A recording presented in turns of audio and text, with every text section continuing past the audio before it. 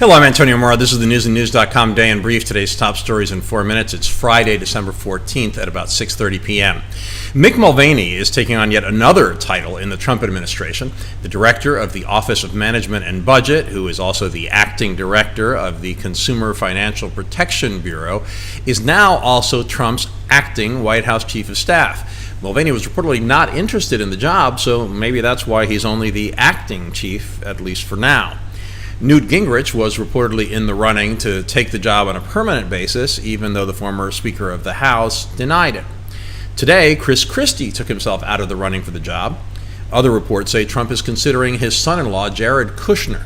Can you imagine the outcry if Trump does that? The turmoil continues.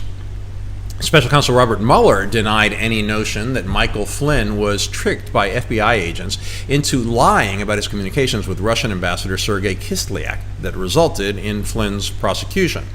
Flynn's lawyers suggested the then National Security Advisor was duped by FBI agents into lying because they didn't warn him of the consequences of lying. Hello? Don't most fifth graders know you don't lie to the FBI? And why did he lie? He was allowed to talk to the Russian ambassador. Also, as the former head of the NSA, he must have known the FBI could know what he'd discussed with Kislyak. Why did Flynn's lawyers rock the boat? Mueller had already recommended no jail time, so why risk that? Add those questions to the long list of peculiar behavior in Trump world. Michael Cohen may be going to prison, but he is not going gently into that good night raging against Trump. He said he will not be the villain of Trump's story and that it is sad that he should take responsibility for Trump's dirty deeds.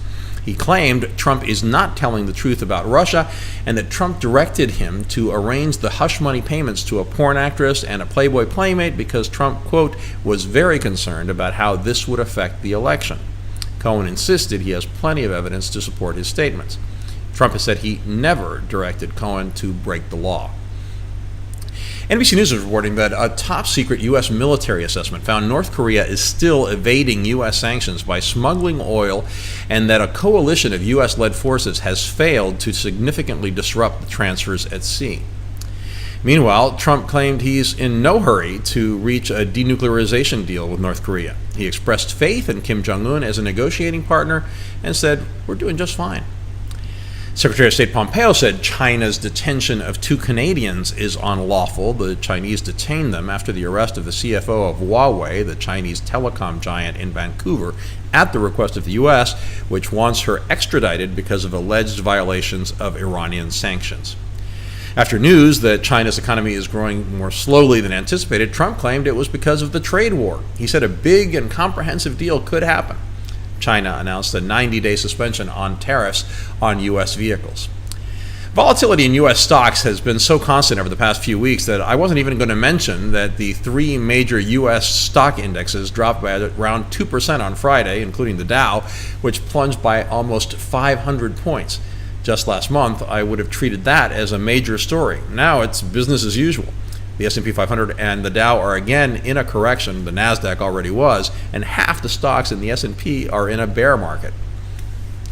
In our alternate universes segment, The Great Divide Between Conservative and Liberal Media, the Weekly Standard, the conservative magazine founded by Bill Kristol in 1995, is shutting its doors. It is the second major media property to close its doors this fall, following the millennial media outlet Mike. The Weekly Standard had defied conservatives by sticking to a strongly never Trump stance. The magazine's loss of subscribers may be another sign that Trumpism has co-opted the GOP. We have all those stories and much more updated around the clock 7 days a week on newsandnews.com, where you will find all you need to know in one place. Please subscribe to our YouTube channel by clicking on the right of your screen just below this video. Please follow us on Facebook at Real News and News, and follow me on Twitter at AMoraTV. I'll see you again on Monday. Have a great weekend.